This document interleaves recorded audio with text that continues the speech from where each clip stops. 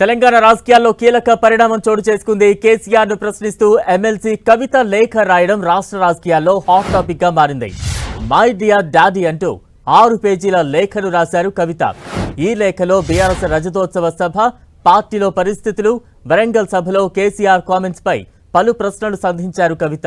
Positive, negative feedback అంటూ detailed గా లేఖలో అన్ని విషయాలను ప్రస్తావించారు. పార్టీ లీడర్స్ కు యాక్సెస్ ఇవ్వడం లేదని లేఖలో తెలిపిన కవిత వరంగల్ సభ స్పీచ్లో మరింత పంచ్ ఉండాల్సిందని ప్రస్తావించారు. తెలంగాణ తల్లి విగ్రహం, గీతం గురించి మాట్లాడతారని అంతా అనుకున్నారని, కానీ అలా జరగలేదన్నారు. ఉర్దూలో ఎందుకు మాట్లాడలేదని, వక్ బిల్లు మీద కేసీఆర్ మాట్లాడతారని జనం భావించారని చెప్పారు. బీసీలకు 42% రిజర్వేషన్ల అంశాన్ని విస్మరించారని, ఎస్సీ వర్గీకరణ అంశాన్ని సభలో ప్రస్తావించలేదని కవిత లేఖలో పేర్కొన్నారు. ఇక బీజేపీ మీద కేసీఆర్ కేవలం 2 నిమిషాలు మాత్రమే మాట్లాడటాన్ని కవిత కీలకంగా ప్రస్తావించారు. రాజకీయ ప్రత్యర్థులైన బీజేపీపై 2 నిమిషాలే మాట్లాడడం వల్ల భవిష్యత్తులో కేసీఆర్ బీజేపీతో పొత్తు పెట్టుకుంటారని చాలా మంది ప్రచారం చేస్తున్నారని లేఖలో తెలిపారు. ఇది పార్టీకి నష్టం కలిగిస్తుందని ఆమె ఆందోళన వ్యక్తం చేశారు. వ్యక్తిగతంగా తాను కూడా బీజేపీ వల్ల అనేక ఇబ్బందులు ఎదుర్కొన్నారని, అందుకే బీజేపీని మరింత టార్గెట్ చేసి ఉండాల్సిందేమోనని కవిత లేఖలో తెలిపారు.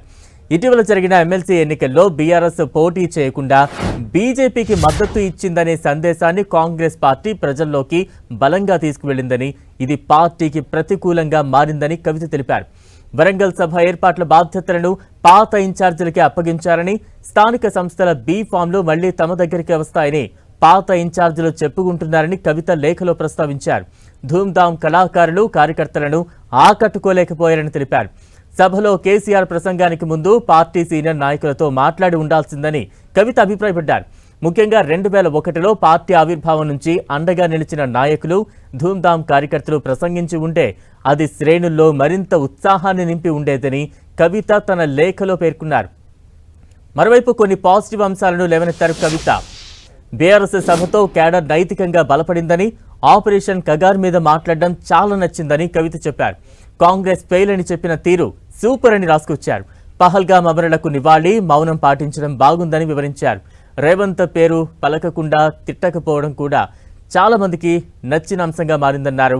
సీఎం తిడుతున్నా మీరు హుందాగా ఉన్నారని, పోలీసులకు ఇచ్చిన వార్నింగ్ కూడా బాగుందని లేఖలో ప్రస్తావించారు కవిత. ప్రస్తుత రాజకీయ పరిణామాలను సమర్థవంతంగా ఎదుర్కోవడానికి పార్టీకి నిర్దిష్టమైన కార్యక్రమాలు, మార్గదర్శకాలు అవసరమని అంతా భావించారని, కానీ వరంగల్ సభలో అలాంటి స్పష్టత కొరబడిందని లేఖలో ప్రస్తావించారు. ఇప్పటికైనా 1 లేదా 2 ప్లీనరీ సమావేశాలు నిర్వహించి పార్టీ శ్రేణులకు దిశానిర్దేశం చేయాలని కవిత సూచించారు.